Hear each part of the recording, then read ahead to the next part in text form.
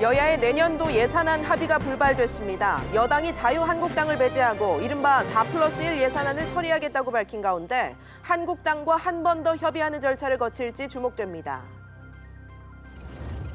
김우중 전 대우그룹 회장이 어젯밤 향년 83살로 생을 마감했습니다. 40조 원이 넘는 분식회계 등으로 논란이 컸지만 대우그룹을 한때 재계 2위로 키운 샐러리맨의 신화를 쓴 인물로 평가됩니다.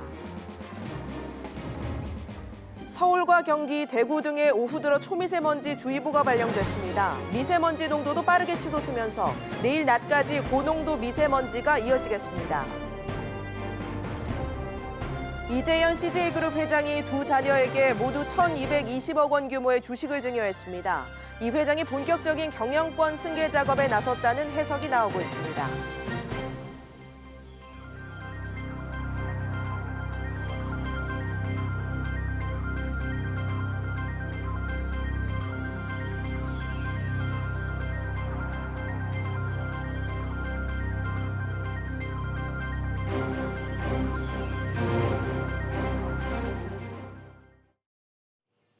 시청자 여러분 안녕하십니까? 12월 10일 비즈플러스 시작합니다.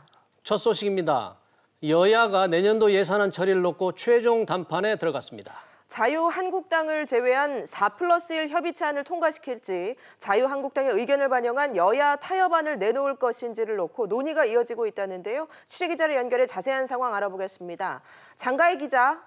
네, 장가입니다. 네, 문희상 국회의장이 여야 3당 교섭단체 원내대표들을 불러서 최종 예산안 협의를 진행하고 있다고요? 네, 문희상 국회의장과 더불어민주당, 자유한국당, 바른미래당 등 여야 3당 교섭단체 원내대표들이 내년도 예산안 및 패스트트랙 법안에 대한 최종談판에 나섰는데요. 아직까지 뚜렷한 결론을 내지 못하고 있습니다. 이에 앞서 민주당은 오전 국회에서 의원총회를 열고 한국당과 추가 협상을 기다리지 않고 4+1 예산안을 처리하는 것으로 뜻을 모은 바 있습니다. 이에 따라 최종談판이 무산될 경우 여당이 4+1 협의체안을 토대로 국회 본회의 처리에 나설 가능성이 큰 상황입니다. 네, 그럼 최종談판에서 결론이 날지 아니면 여당이 4+1 협의체안을 밀어붙일지 안개 속 상황이라는 의미죠? 그럼 현재 국회 분위기는 어떤가요? 네, 원내대표들의 회동으로 오후 2시 속개 예정이었던 국회 본회의 아직까지 열리지 않고 있습니다. 각 당 의원들은 원내대표 회동 결과를 기다리고 있습니다. 앞서 국회는 오전 10시경 20대 국회 정기국회 마지막 본회의를 열고 한국당이 필리버스터를 신청하지 않은 어린이 교통안전 강화를 위한 민식이법과 하준이법을 상정 처리했습니다. SBS CNBC 장가입니다. 김우중 전 대우그룹 회장이 별세했습니다. 오늘 오전 10시부터 각계각층의 조문 행렬이 이어지고 있는데요. 김 전 회장은 평소 장례식을 소박하게 치러달라고 당부한 것으로 전해졌습니다. 현장에 나가 있는 취재기자를 연결해 보겠습니다. 윤지혜 기자, 이 장례식장 지금 상황 어떻습니까? 네, 수원 아주대병원 장례식장에 나와 있습니다. 오전 10시부터 시작된 조문은 오후까지 이어지고 있는데요. 아내 정의자 전 힐튼홀텐 회장, 김선엽 아도니스 부회장 등 유족들과 이에 대우그룹 관계자들이 아침부터 조문객들을 맡고 있습니다. 정의선 현대차 부회장, 조원태 한진그룹 회장과 신세계 이명희 회장과 정용진 부회장, 김동관 하나 부사장이 빈소를 찾았습니다. 윤부근 삼성전자 부회장과 황각규 롯데 부회장 등도 빈소를 찾아서 안타까워했습니다. 네, 김 전 회장이 평소 소박한 장례를 당부했었다고요?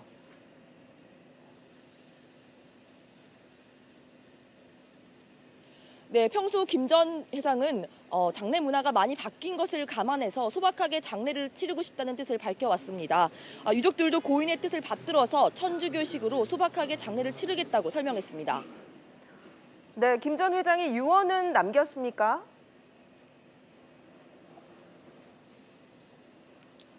네, 김 전 회장은 지난밤 유가족들이 지켜보는 가운데 별세를 했는데요. 별도의 유언은 없었습니다. 김 전 회장은 지난해 6월부터 통원 치료를 받아오다가 연말부터 현재까지 11개월 정도 입원 치료를 받았는데 평소 연명 치료를 받지 않겠다는 뜻을 밝혀왔습니다. 장례는 가족장으로 치러지고 발인과 연결식은 모레 오전 8시에 아주대병원에서 있을 예정입니다. 장지는 충남 태안군 소재 선영에 마련됩니다. 지금까지 수원 장례식장에서 SBS CNBC 윤지혜입니다. 고 김우중 전 회장이 이끌던 대우그룹이 지난 2000년에 해체되면서 그 아래 있던 계열사들은 새 주인을 찾아 뿔뿔이 흩어진 상태입니다. 하지만 대우라는 브랜드는 여전히 우리 산업 곳곳에 남아 있습니다. 정인아 기자가 보도합니다. 1999년 외환위기 고비를 넘기지 못해 2000년 4월에 해체된 대우그룹. 계열사들이 뿔뿔이 흩어지면서 대우 브랜드는 점차 희미해진 상태입니다.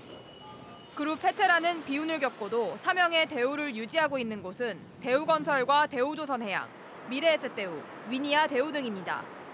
2006년에 파산한 대우전자는 워크아웃과 매각을 거치면서 대우일렉트로닉스, 동부대우전자로 이름을 바꿔왔습니다. 이후 지난해 대우전자를 인수한 대우 위니아그룹은 올해 7월 회사 이름을 위니아 대우로 바꿨습니다. 미래에셋증권은 3년 전 대우증권을 인수하면서 미래에셋대우로 이름을 바꾸고 대우 브랜드를 활용했습니다. 대우증권의 가치는 이거 어떻게 말해야지요? 미래에셋은 상당히 지불해도 되는 회사였다라고 생각이 듭니다. 더 쓸 생각이 있었어요. 그러나 상당수 회사들은 인수합병 과정에서 대우 브랜드를 지웠습니다. 대우실업의 모태인 포스코대우는 대우그룹이 해체된 지 20년 만인 올해 4월 포스코 인터내셔널로 사명을 바꿨습니다.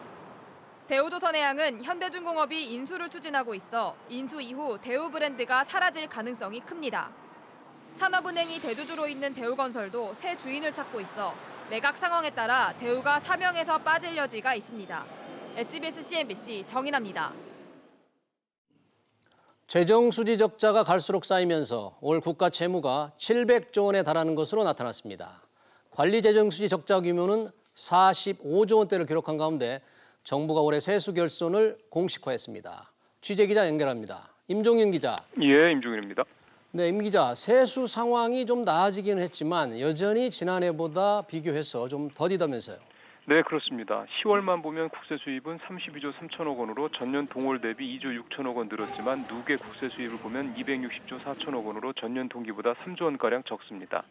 기획재정부는 올해 세수가 예산의 1% 이내 수준에서 부족함이 발생할 것이라며 세수 결손을 공식화했습니다. 네, 세금이 잘 걷혀야 나라 빚이 줄어들 텐데 지금 상황은 어떤가요? 네, 중앙정부 채무가 700조 원에 육박하고 있습니다. 10월 말 기준 중앙정부 채무는 698조 6천억 원인데요. 올해 정부가 계획했던 국가채무 규모는 701조 9천억 원입니다. 10월 들어 외평 채권이 2천억 원 줄었지만 국고 채권이 4조 3천억 원 늘어서 전체 국가채무는 전월 대비 4조 2천억 원 증가했습니다. 이 같은 추세를 감안하면 올해 국가채무는 정부 계획을 웃돌 것으로 예상되고 있습니다. 네, 임 기자. 그런데 나름대로 긍정적인 부분도 있다고 하는데 관리재정수지 적자 규모가 소폭 줄었다면서요. 네, 올해 1월부터 10월까지 누계 통합재정수지는 11조 4천억 원 적자이고 통합재정수지에서 4대 보장성 기금을 제외해 실질적인 재정 상태를 보여주는 관리재정수지는 45조 5천억 원 적자를 기록했습니다. 지난 9월까지 누계 적자가 각각 26조 5천억 원, 57조 원에 달했던 것을 감안하면 다소 줄어든 규모입니다. 정부는 적자가 줄어든 이유에 대해 10월의 경우 근로자녀 장려금 지급이 완료됐고 부가가치세 등 세수 호조의 영향을 받아 통합재정수지 적자가 지난 1월 이후 가장 낮은 수준으로 개선됐다고 설명했습니다. SBS MBC 임종현입니다. 오늘 하루 종일 미세먼지가 기승을 부리고 있습니다. 지역별로 초미세먼지 주의보가 발령됐고 제주도를 제외한 전국이 나쁨이나 매우 나쁨 수준을 보이고 있습니다. 취재기자 연결해서 현재 상황을 알아보겠습니다. 김정현 기자. 네, 김정현입니다. 지금 초미세먼지 주의보가 내려진 곳이 어딘가요? 네, 서울을 비롯해 경기도 전역에 오후 1시르기에 초미세먼지 주의보가 발령됐습니다. 초미세먼지 주의보는 시간당 평균 초미세먼지 농도가 제제곱미터당 75 마이크로그램 이상인 상태가 2시간 이상 지속될 때 내려지는데요.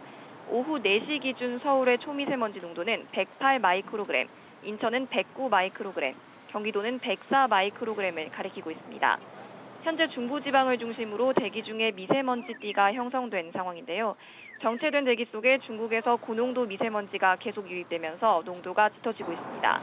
이에 따라 어린이와 노약자, 호흡기 질환자들은 가급적 실외 활동을 자제하고 부득이하게 외출할 때는 마스크를 쓰시는 게 좋겠습니다. 네, 미세먼지 비상 저감 조치도 발령됐죠? 네, 수도권과 충북 지역에는 올겨울 들어 처음으로 미세먼지 비상저감 조치가 발령됐습니다. 이들 지역의 행정공공기관은 주차장이 전면 폐쇄되고 차량 이부제가 시행됩니다. 시멘트 제조 공장이나 폐기물 소각장과 같은 대기오염물질 배출 사업장은 운영 시간이 단축됩니다. 오늘 오전 6시부터 서울 전 지역에는 배출가스 5등급 차량 운행이 제한되는데 정오 기준 벌써 4,500여 대가 적발됐습니다. 이번 비상저감 조치는 오늘 밤 9시까지 시행됩니다. 한편 국립환경과학원은 현재도 바람을 타고 중국에서 미세먼지가 계속 유입되고 있어 내일 오전에는 대기질이 더 나빠질 수 있다고 경고했습니다. SBS CNBC 김정혜입니다. 전자상거래업체 위메프가 올해 하반기에만 총 3,700억 원 규모의 투자를 유치했습니다. 위메프는 지난 9월 모기업인 원더홀딩스가 넥슨코리아로부터 2,500억 원을 지급받았고 오늘 사모펀드 IMM 인베스트먼트로부터 추가로 1,200억 원을 추가로 투자받았다고 밝혔습니다. 위메프는 투자금 가운데 상당 부분을 인력 충원과 파트너사 확보, 시스템 개선 등에 사용할 계획입니다. LG전자가 일본에서 8K 해상도를 갖춘 88인치 올레드 TV 판매를 시작했습니다. 일본 시장은 올레드 TV 비중이 TV 전체 매출액 가운데 20%를 차지하고 있습니다. 문재인 정부 출범 이후 2년 반 동안 서울 아파트값이 평균 40% 오른 것으로 조사됐습니다. 부동산 114가 지난 2017년 1월부터 이달까지 서울 아파트 매매 거래 24만여 건을 분석한 결과 실거래가 평균이 8억 2,400여만 원으로 2017년 상반기보다 2억 4천여만 원 올랐습니다. 자치구별로는 강남구 아파트값이 50% 넘게 뛰면서 가장 높은 상승률을 기록했고 종로구와 광진구가 뒤를 이었습니다. 무인 자전거 대여 서비스 따릉이가 서울시 정책 시민투표에서 3년 연속 1위에 올랐습니다. 서울시는 지난달 14일부터 그제까지 시의 주요 정책 30건을 두고 15만여 명의 투표를 받은 결과 이같이 집계됐다고 밝혔습니다. 2위는 무료 공공 와이파이, 3위는 가사와 간병이 필요한 시민들을 지원하는 돌봄 SOS 센터가 차지했습니다. 문재인 대통령이 오는 24일 중국 쓰촨성 청도에서 열리는 한중일 정상회의에 참석하기 위해 23일부터 1박 2일 일정으로 중국을 방문합니다. 청와대 핵심 관계자는 아베 신조 일본 총리와 시진핑 중국 국가주석과의 양자회담을 조율 중이라고 설명했습니다.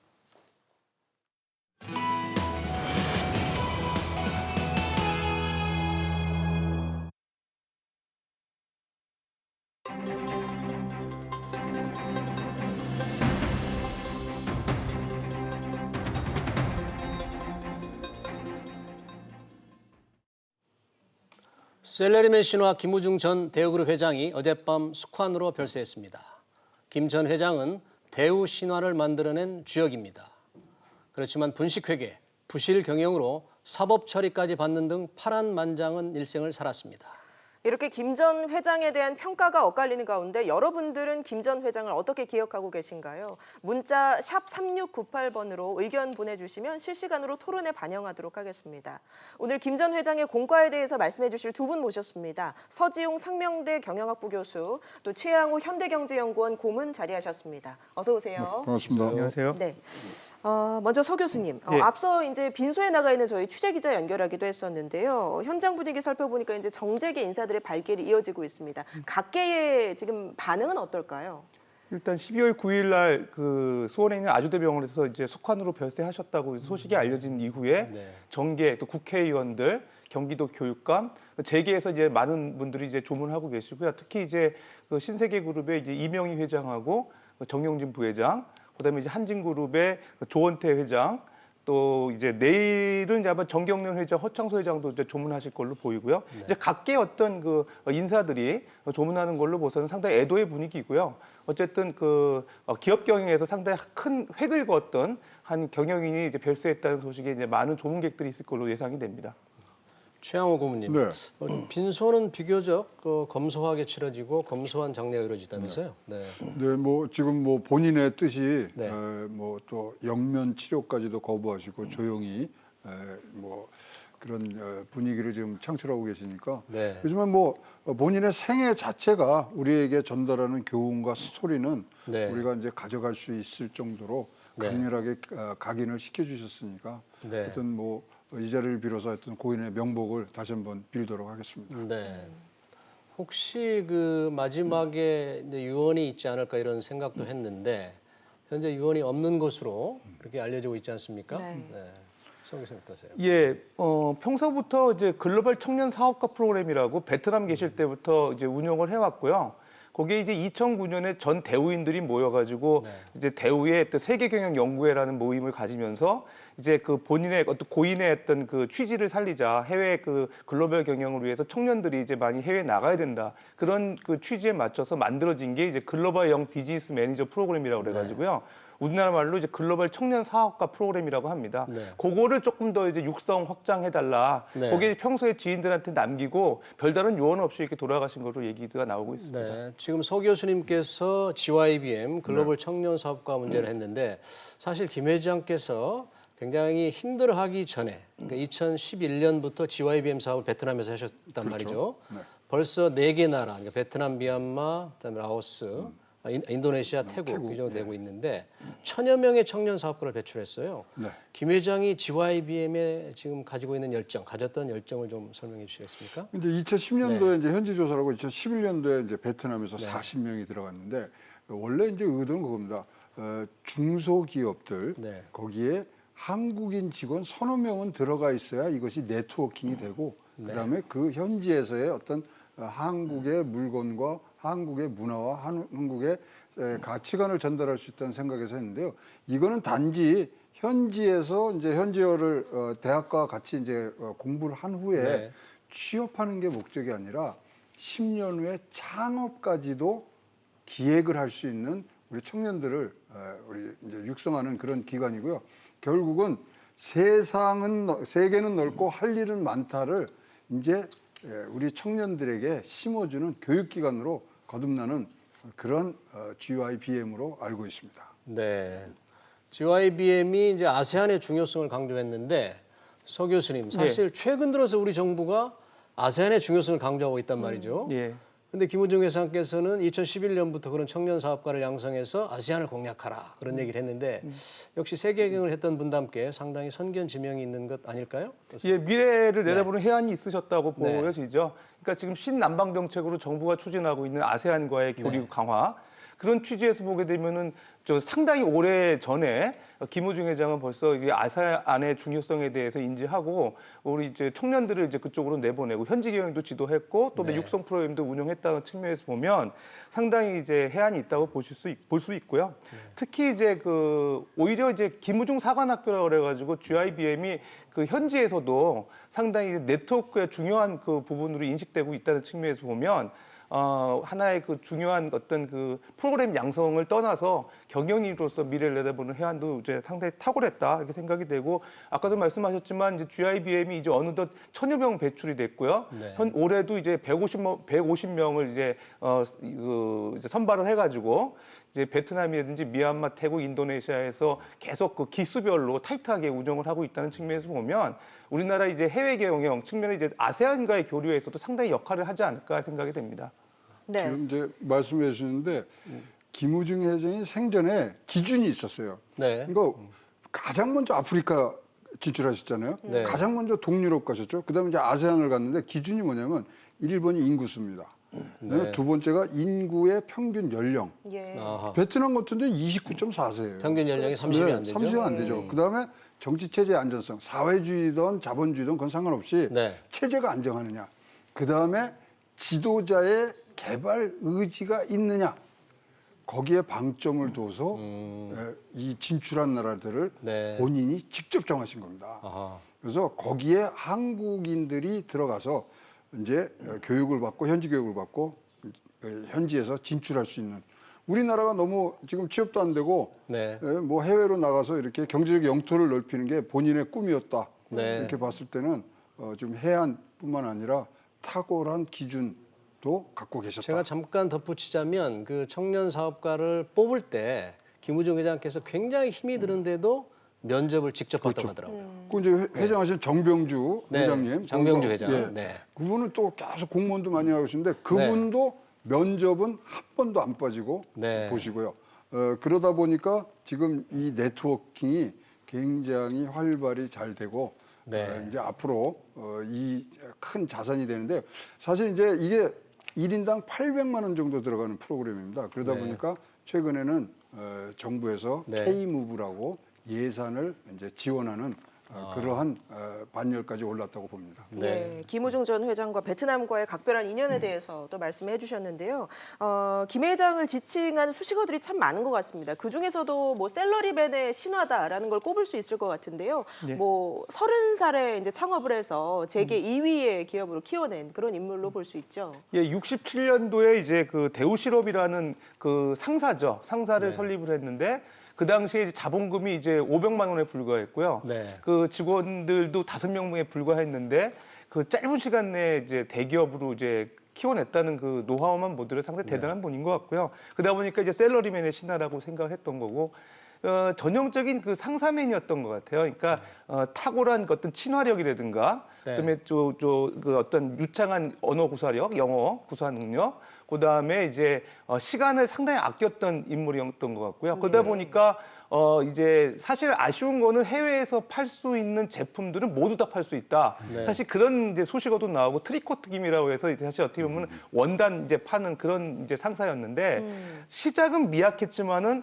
네. 상당히 결과는 이제 극적이었죠. 그러다 보니까 네. 이제 파란만장한 삶을 사셨다 얘기하는데 좀 그 우리가 일반적으로 얘기할 때 그 제품을 팔 때 가격 경쟁력보다는 제품 경쟁력이 있는 물건을 사야 롱텀할 수 있다고 얘기를 하는데 네. 대우 같은 경우는 사실 조금 기술력에서는 좀 그렇게 탁월한 측면은 약했지만 네. 사실 그 특유의 어떤 발빠른 도전 의식이라든지 상대적으로 신흥 국가에다가 이제 물건을 이제 납품하고 좋은 관계를 유지했던 그런 전략들이 이제 사실 그 성과를 내서 네. 짧은 기간 내에 이제 그룹으로 성장하지 않았나 생각이 됩니다. 네, 지금 서 교수님께서 이제 트리코트 김 하면서 이제 그 처음 시작할 때 얘기를 그렇죠. 하셨는데 사실 그렇게 우길승천하면서 70년대 들어서는 이제 중화학공업, 전자 이런 쪽으로도 확장을 하다잖아요. 네, 계속 확장해 나가죠. 네, 그 사업 동향을 좀 한번 좀 설명해 주시죠. 그 이제 이 가장 이제 먼저 들어간 게 이제 네. 전자 네, 이렇게 네. 하고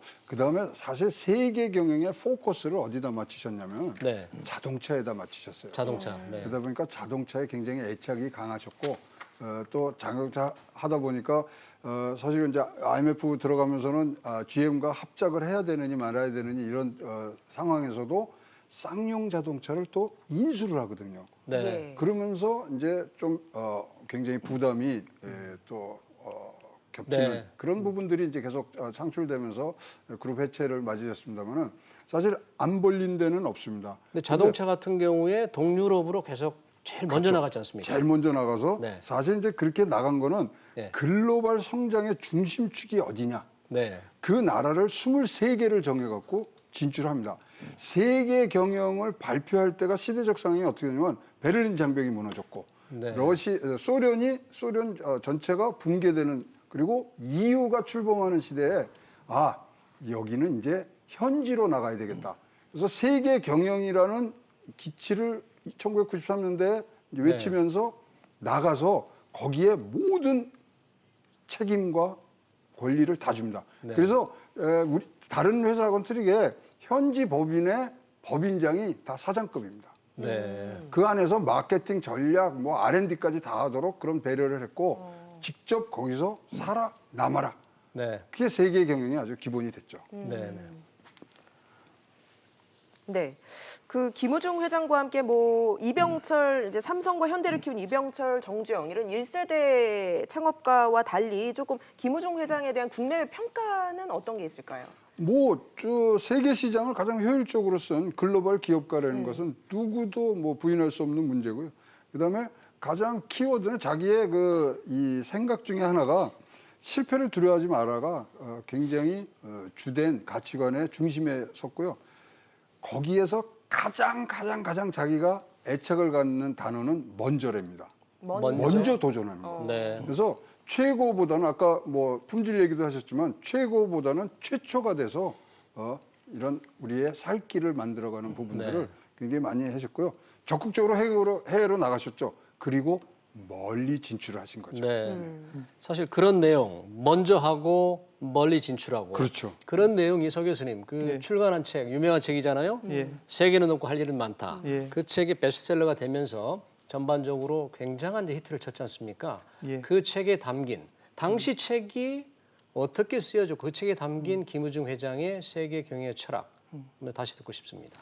예, 그 베스트셀러로 이제 선정이 되면서 1989년도에 자서전 형태로 출간이 됐는데 무려 이제 100만 부가 팔렸다 그래요. 그러니까 그 당시에 대학생들뿐만이 아니라 직장인들이 상당히 관심이 많아가지고 베스트셀러가 됐는데 그 이유 중에 하나는 세계 경영에서 우리가 그동안에 경험해보지 못했던 미개척지에 대한 진출에 대한 노하우라든지 어떤 그 도전 정신이 상당히 이제 그 독자들한테 어필했던 것 같습니다. 그러니까 폴란드, 헝가리 그러면은 동유럽 국가로서 우리가 막연하게 그냥 그 생각했던 국가들이었는데 아까 이제 그 최 고문님께서 말씀하셨다시피 90년대 이 베를린 장벽이 무너지면서 동구권이 이제 무너지는 어떤 그런 상황에서 소위 말해서 이제 그 초기에 진출을 해서 거기에 있는 부실 같은 기업들이라든가 자산을 인수하면서 초기에 어떤 그 기반을 확보하자는 이런 노하우들이 담겨져 있고요. 그동안에 우리가 가보지 않았던 그런 그 신흥국들 중심으로 해서 경영에 대한 어떤 아이디어라든지 노하우, 물건을 파는 방법들 이런 것들을 제시해 주면서 상당히 히트를 한 경영서적이 아니었나 생각이 됩니다. 네. 자, 그렇게 이제 승승장구하던 대우기업이 97년 외환위기와 함께 유동성 위기를 맞게 됩니다. 네, 그룹이 어려워지면서 김 전 회장은 구조조정 방안을 내놨는데요. 관련 내용 직접 들어보시고 대담 다시 이어가겠습니다. 이번 대우의 구조혁신 계획은 무엇보다도 지금까지 세계 경영의 핵심으로서 이미 달성한 수준의 세계성을 정립하고 있는 자동차 산업에 전념한다는 방침 아래 주력 사업을 포함하는 대규모 사업 정리를 단행을 해서 이를 자동차 산업의 핵심 역량 강화에 직접 투입하는 것을 주 내용으로 하고 있습니다. 네, 김우중 회장께서 지금 육성내용으로 얘기하고 있는데 당시에 이 자동차 산업의 핵심 역량을 강화해서 구조조정을 성공시키겠다. 이런 의지를 밝혔는데 결국 실패하잖아요. 그렇죠. 그 당시 상황을 최 고문님 좀 어떤? 그 당시에 이제 대우전자를 먼저 매각을 해서 유동성을 좀 확보를 하려고 하는데 이제 그게 실패가 되고요. 그다음에 대우 자동차하고 사실 GM하고 합병하는 부분들이 이제 진행이 됐는데 그 당시에 그것이 뭐 GM 측이 1년 후에 다시 나타나서 헐값에 사는 그런 모습이 나왔고요. 그러다가 아까 말씀드린 쌍용 자동차가 이제 들어오면서 이제 유동성이 뭐 좀 부족해지는 부분들이 생기면서 이제 뭐 이런 사단이 시작이 됐는데 지금 뭐 사실 그 당시에 대우 측의 입장을 살펴보면 이것은 무슨 뭐 유동성 이 문제가 아니라 수출 지원 금융이 좀 수출 금융. 그 부분이 뭐 작동이 제대로 안 된 것이 발단이 됐다. 그러니까 정부가 수출 금융을 계속 지원했어야 되는데 하지 않았다. 뭐 그런 말씀인가요? 그렇죠. 근데 당시에 이제 뭐 밀어내기식 수출을 했다는 그런 얘기들을 하면서 사실 그게 분식회계 것 같습니다. 영업이익이라든가. 그러나 그런 것들을 하면서 그때 이제 회사채를 발행하는 것이 금지가 됐고 4대 그룹이 그런 과정 속에서 이 부족한 유동성이 결국은 이제 대우의 워크아웃으로 들어가면서 24개 중에 14개가 이제 부도가 되고 해산이 되는 그런 절차를 이제 받게 되는 거죠. 예, 잠깐 그 시청자분들께서 보내주신 문자를 좀 소개해드리면요. 9040님이 DJ 정권의 미움을 사고 날아가 버린 김우중 신화 이런 의견을 보내주셨는데요. 그래서 DJ 정권의 미움을 샀다. 이게 어떤 걸 의미하는 걸까요? 예, 뭐 DJ 정권에서 이제 경제 관료들하고 사이가 안 좋았다는 거죠. 그러니까 경제 관료들하고 어떤 김우중 회장 같은 경우는 공격적으로 이제 차입 경영을 하더라도 해외에 진출해서 그 다각화를 이제 통해서 외형 확장을 하려고 하는데 이제 경제 관료들은 철저하게 이제 책상에 앉아서 리스크 관리라든지 어떤 좀 그 불안한 요인들을 사전에 해소하고 싶은 생각이 있다 보니까 의견이 서로 안 맞았다 보니까 이제 컨플릭이 많았던 것 같습니다. 그런 상황에 이제 그 대우가 수출금융길이 막혔을 때 그런 거 16조 원 정도가 그때 모자랐다고 해요. 근데 16조 원 모자란 거를 정부가 그거에 대해서 이제 그 수출금융의 길을 터주지 않았다는 점. 그다음에 1997년 말에 사실은 그 좀 대우가 유동성 위기를 겪은 상황에서 그 기업어음이나 이제 회사채를 많이 발행하고 있었습니다. 그때 당시에 이제 97년 말에 97년 7월 달에 금융위원회가 일단 첫 번째로 기업어음 발행하는 걸 제한했고요. 그다음에 11월 달에 회사채 발행하는 것도 금지하면서 상당히 이렇게 시장에서 신인도를 잃었다. 이거 두 가지 갖고 사실 이제 그 경제 관료들하고 그 어떤 그 갈등이 있었고. 당시 경제 관료가 누굽니까? 이제 그 제일 이제 수장이었다 그러면 이제 강봉균 재정경제부 장관이었고요. 강봉균 재정경제부 장관 그리고 금융감독위원회 위원장으로 이현재 위원장님. 위원장. 근데 이제 그분들 말씀은 이제 대우가 어려웠기 때문에 도와주려고 하는 입장이었다 이렇게 소회를 밝히시고 계신데 어쨌든 이제 주관적인 견해니까 이제 사실 이제 그 판단하는 사람들이 이제 해석해야 될 문제가 있는 것 같고요. 그런데 지난번에 그 신장섭 싱가포르 국립대 교수가 쓴 책 김우중과의 대화를 보면 관료와 대우와의 갈등, 김우중 회장과의 갈등으로 결국 대우는 타사를 했다, 기획 해체됐다 이런 주장까지 하더라고요. 그 주장에 신빙성 있다고 보십니까, 최 고문님? 사실 이제 뭐 뒷얘기를 조금 더 해드리면 사실 김대중 대통령이 대우 해상안에 대해서 직보를 해달라고 요청을 합니다. 네, 어디 군계 관료들에게. 아니죠. 김우중 회장한테. 그 김우중 회장 굉장히 DJ하고 각별한 인연이 있었습니다. 그래갖고 지금 화면에 나오네요. 경제 대통령이다 직보하라고 했지만 저기서 보시다시피 이제 부처 장관들이 이제 이것을 아까 말씀드린 그런 분들을 위주로 해서 일단 이제 좀 방어를 하는 차원인데 그때 왜 그렇게 됐냐? IMF를 중심으로 해서 미국 대통령까지 나선 상태에서 한국의 구조조정이 미약하다는 얘기들을 무지무지하게 합니다. 그러다 보니까 그것에 대한 압박과 그다음에 IMF 없이 이거를 넘길 수 없는 그런 절박함이 섞이면서 진짜로 대마불사라는 그러한 우리 생각을 완전히 뭐 바꿔버리는 대우의 공중분해가 시작됐고요. 말씀하신 대로 신장섭 지금 싱가포르 교수가 주장하는 바는 뭐 워크아웃이라든가 그다음에 금융기관에서 30조라든가 이런 것들은 다 대우중공업 두 개 회사 매각한 걸로도 벌써 다 회수를 해갔다. 그래서 분명히 차이가 있다. 그다음에 실제로 차입금이 뭐 19조가 늘었다 그러는데 뭐 다시 계산해 보니 1조 2천밖에 안 늘었다. 조금만 협조적인 관계와 이런 것들이 풀렸으면 분명히 뭐 그렇게 큰 몸살을까지는 아니더라도 기침 정도 하고 넘어갈 수 있는 부분이 아니었느냐. 그것이 이제 기획 해체론의 중심인데 실제적으로 미국이 구조조정을 더 세게 해라. 이 주문은 뭐 어디든지 지금 증거로 남아있기 때문에 그런 부분 또 노무라 증권에서 또 희한한 리포트들이 나옵니다. 비상벨이 울렸다 등등이 대내외적으로 그런 분위기상에 휩쓸린 부분도 우리가 간과해서는 안 된다고 생각을 합니다.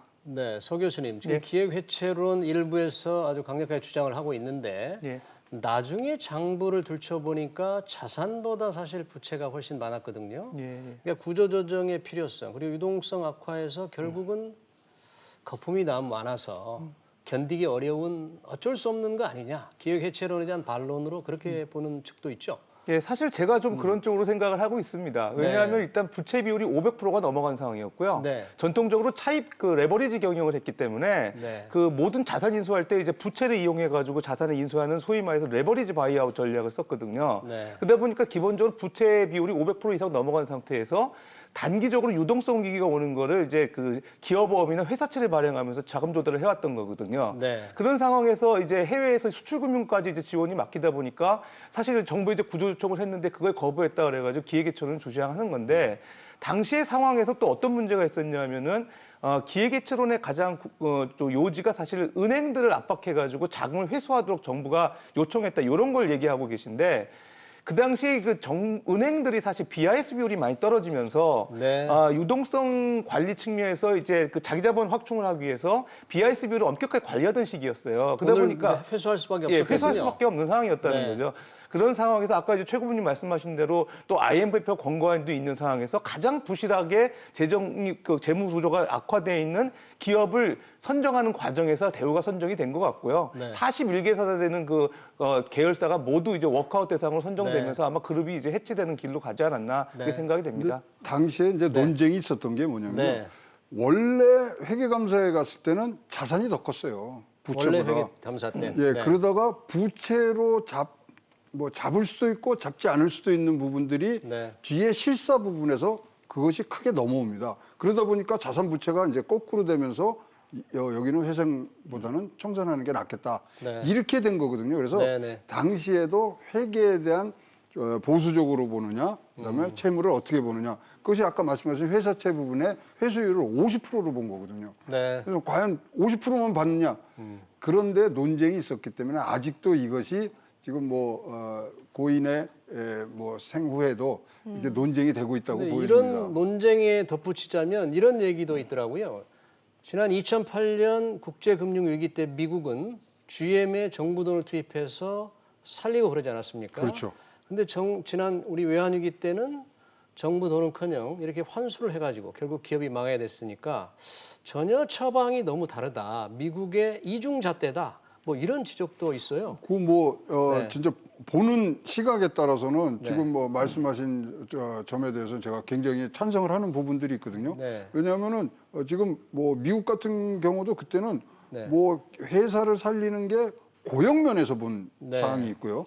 우리나라는 구조조정이라는 면에서 봤기 때문에 회사의 그런 어떤 이 서로의 합병 이런 것들이 이제 굉장히 많이 일어날 수밖에 없었는데 사실 지금 우리가 얘기하는 것 중에 하나가 그 당시에 구조 조정 이후에 우리나라가 급격히 저성장으로 돌아가지 않습니까? 네. 그래서 그런 구조 조정이 저성장의 원인을 제공했다까지 얘기가 되기 때문에 어느 시점에서 이걸 바라보느냐는 논쟁에 아주 초점이 될 수밖에 없다고 생각을 합니다. 네. 예. 지금 이제는 고인이 되셨지만 아직 해결되지 않은 문제가 있죠. 10수조에 달하는 이 세금과 추징금을 내지 않은 채 생을 마감하셨는데 이 추징금 문제는 해법이 있겠습니까? 결론적으로 말씀드리면 해법이 쉽지 않을 것 같습니다. 그러니까 17조 9천억 정도의 추징금이 남아 있고요. 그거는 이제 2016년도 7월 달에 이제 항소심에서 결정이 됐고 상고를 하지 않음에 따라서 이제 100% 확정이 돼가지고 결과적으로는 그 17조 9천억 원에 대한 게 이제 납부가 돼야 되는데 만약에 납부를 못했을 경우에는 전 대우그룹 임원들 네. 7명들이 연대해서 이제 지불하는 걸로 이제 결정이 났는데 네. 실제로 지금까지 추징된 거는 전체 17조 9천억 중에서 한 0.5% 정도, 892억 원 정도밖에 안 되는 것 같아요. 네. 그런 상황에서 이제 남은 대우 임원들한테 회수하기는 사실상 쉽지 않을 것 같고요. 그런 상황에서 이제 물론 정부에서는 이제 회수를 하려고 노력은 하지만 쉽지는 않은 상황이기 때문에 좀 상당 기간 길어지지 않을까 생각이 됩니다. 예. 근데 이게 다른 추징금하고는 좀 성격이 달라요. 네, 왜냐하면 어떻게 다릅니까? 이 법정에서 판결을 어떻게 하냐면 임원과 회장이 횡령 착복이 없었다고 선언을 합니다. 네. 따라서 이 검찰이 조서에도 추징금 조항이 없었거든요. 네. 이것은 징벌적 조항이었습니다. 네, 네. 따라서 지금 이제 고인이 된 상황에서 지금 이 법적인 판결이 난 부분에 대해서 저희들이 바꾼다 이런 부분보다는 당시에 횡령 착법이 없었기 때문에 이런 부분을 좀 고려를 하는 그런 조치도 가능하지 않겠느냐. 결국은 21조라는 돈이 지금 받아낼 수 있는 그런 재력을 가지신 분도 없고요. 네. 따라서 이번을 계기로 해서 추징에 대해서는 다른 그런 판결을 한번 내려주시는 것도 좋지 않나 보여집니다. 1차 책임을 가지고 계시는 김우중 회장님은 이제 고인이 되셨는데 그렇죠. 연대 책임을 져야 하는 대우 전직 임원들 참 답답하겠네요. 답답하시죠. 네. 자, 김 회장께서 고인이 되시고 그 대우의 브랜드, 대우의 이름은 지금 여전히 남아있긴 하지 않습니까? 그렇습니다. 현재 대우의 이름이 남아있는 회사, 물론 대우 건 아닌데요. 네. 지금 상황이 어떻습니까? 대우건설, 위니아 대우, 그다음에 네. 대우조선 해양, 그리고 미래에셋 대우, 그리고 이제 포스코 인터내셔널이 주 대우가 바뀌어서 이제 포스코 인터내셔널 이제 가고 있고요. 결국 이제 대우의 그런 DNA를 가진 건 아까 우리가 얘기했던 GIBM이고요. 지금 대우의 정치에서 가장 우리가 볼 수 있는 것 중에 눈에 띄는 것은 트럼프 월드? 트럼프 월드. 네. 대우 트럼프. 보시죠. 우리나라에 7군데가 있어요. 그래서 사실 지금 저는 기대하는 게 트럼프 대통령이 조화를 보낼 것인가 이거 좀 궁금합니다. 왜냐하면 당시에 네. 트럼프 대통령 진짜로 카지노 사업 파산을 해갖고 자산 동결까지 돼 있는 상태에서 김우중 회장과 맨해튼에 트럼프 월드를 지으면서 다시 회상하신 분이거든요. 네네. 그런 것들을 해고를 하신다면 김우중 회장님 영전에 조화 정도는 트럼프 대통령이 보내줬으면 하는 바람이 큽니다. 네. 예, 서 교수님 마지막으로 한 말씀 해주시죠. 예, 계열사 같은 경우 각자 도생하는 분위기죠. 20년이 지났는데 아까 말씀하신 대로 아직 주인 못 찾은 데가 이제 대우 조선해양입니다. 현대중공업이 이제 아마 인수할 가능성이 있는데 그렇게 되면은 이제 대우자가 이제 떨어져 나갈 것 같고요. 그다음에 대우건설 같은 경우는 이제 워크아웃 이후에 2006년도에 금호그룹이 인수했다가 2010년도 6월달에 이제 한국산업은행이 인수한 상황에서 아직 주인을 못 찾고 있죠. 그런 상황이기 때문에 아직 그래도 이제 대우라는 이름이 남아 있고 거기에 이제 근무하던 분들 같은 경우는 상당히 대우의 옛 영화를 많이 기억하고 있지 않을까 생각이 됩니다. 예, 알겠습니다. 오늘 두 말씀 여기까지 듣겠습니다. 서지용 상명대 교수, 최양호 현대경제연구원 고문 두 분과 함께했습니다. 고맙습니다. 예, 감사합니다.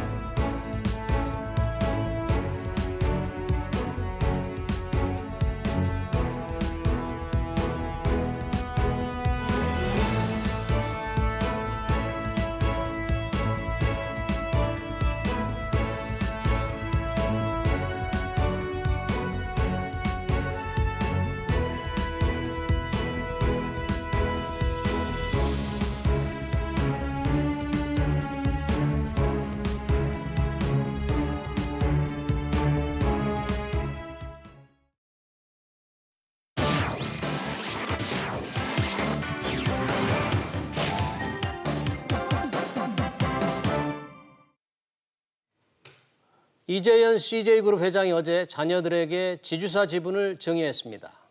이를 두고 경영권 승계 작업에 속도가 붙었다는 분석이 나오고 있습니다. 공시 내용을 자세히 보면 이 회장 자녀들이 매년 수십억 원의 배당금을 받게 되는 구조입니다. 이게 어떤 의미를 갖는지 장지연 기자와 함께 자세히 짚어보겠습니다. 장 기자, 먼저 지분 증여 어떻게 이루어졌는지부터 설명 좀 해주시죠. 네, 이재현 회장은 어제 자녀인 이경후 CJ E&M 상무와 이선호 CJ 제일제당 부장에게 보유하고 있던 지주사 신형 우선주를 각각 92만 668주씩 증여했습니다. 총 1,220억 원 규모인데요. 이 우선주는 10년 후 보통주로 전환이 될 예정입니다. 이경후 상무와 이선호 부장은 올 연말에도 지주사의 보통주를 확보하게 될 예정입니다.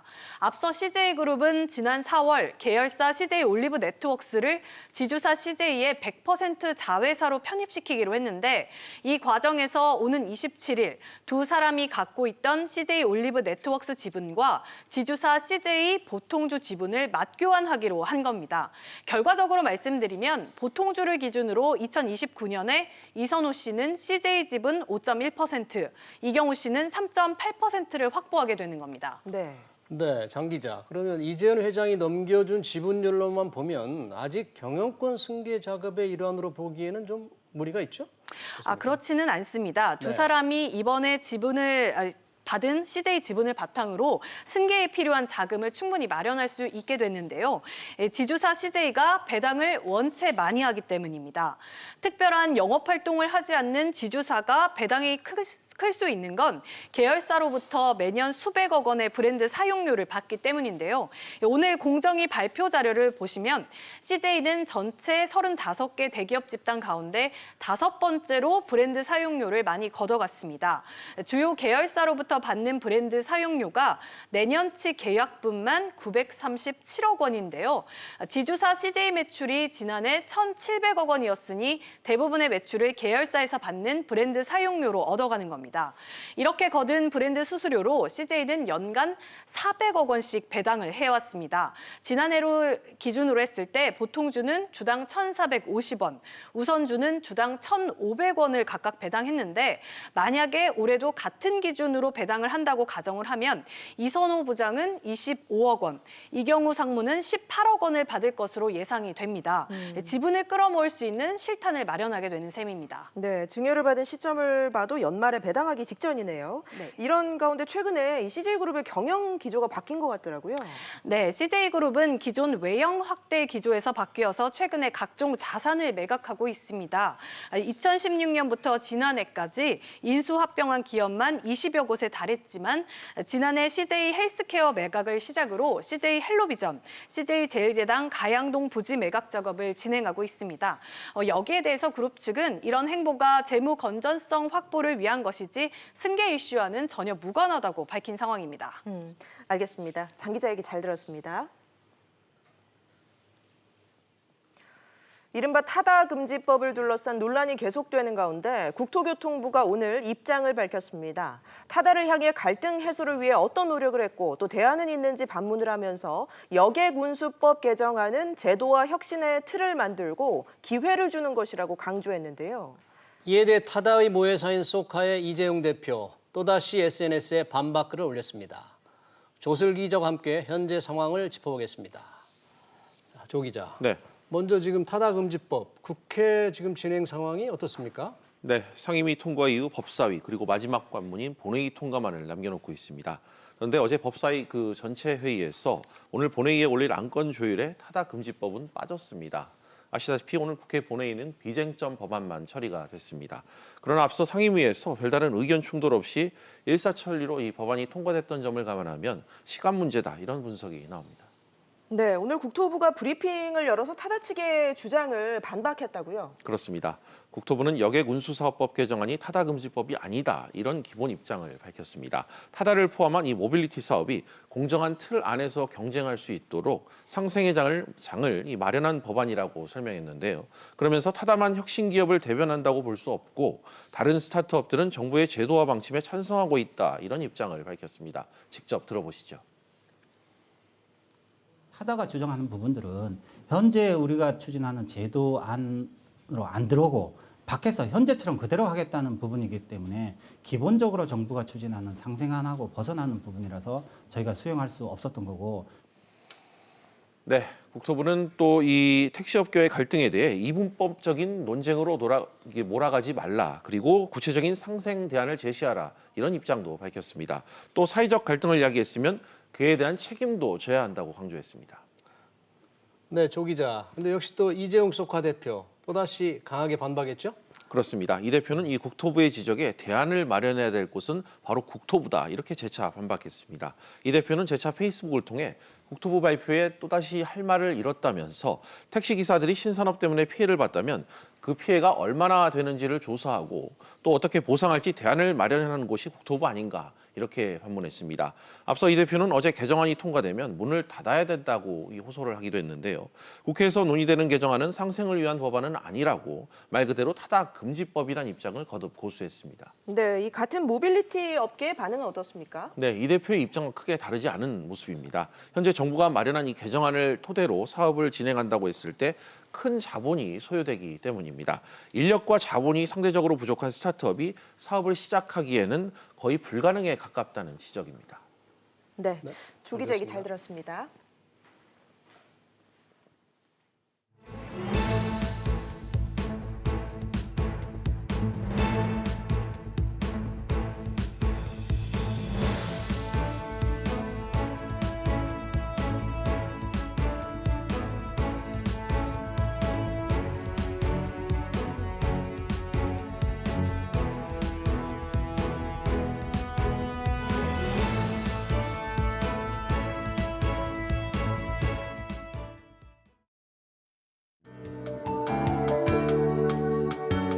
안녕하세요. K웨더 라이프스타일 리보 박유라입니다. 공기가 너무 좋지 않습니다. 특히 입자가 작아 건강에 해로운 초미세먼지 농도가 전국적으로 높게 나타나고 있는데요. 특히 수도권과 일부 충남, 경상도를 중심으로는 이 먼지 농도가 매우 나쁨 단계를 보이면서 초미세먼지 주의보가 내려진 상태입니다. 내일도 상황은 비슷할 것으로 보입니다. 전국의 먼지 농도가 나쁨에서 매우 나쁨 단계로 예보돼 있는데요. 호흡기 건강에 유의하셔야겠습니다. 한편 공기도 안 좋은데 강원 영동으로는 대기까지 건조합니다. 여기에 또 내일 낮부터는 이들 지역과 경북으로 바람도 강하게 불 것으로 보이는데요. 화재가 나지 않도록 조심하셔야겠습니다. 한편 오늘부터 내일은 곳곳으로 비 소식이 있습니다. 오늘은 경기 북부와 강원 영서 북부로 밤 한때 지나겠고요. 내일은 새벽부터 아침 사이 강원 영동을 제외한 중북부 지방에 충청 이남 내륙은 아침부터 낮 사이에 내리겠습니다. 양은 5mm 내외로 많진 않겠지만 먼지비가 예상되는 만큼 우산을 챙기시는 게 좋겠습니다. 중부지방 내일도 크게 춥지 않겠습니다. 아침 기온 서울은 7도, 대전 6도로 시작하겠고요. 낮에는 10도 안팎까지 오르겠습니다. 동해안도 평년 기온을 웃돌며 큰 추위는 없겠습니다. 낮 동안 강릉 12도, 울진은 15도가 되겠습니다. 남부지방 오늘보다 높은 기온이 예상됩니다. 아침에 전주 8도, 대구 3도로 출발하겠고요. 낮에는 전주 12도, 대구는 15도까지 오르겠습니다.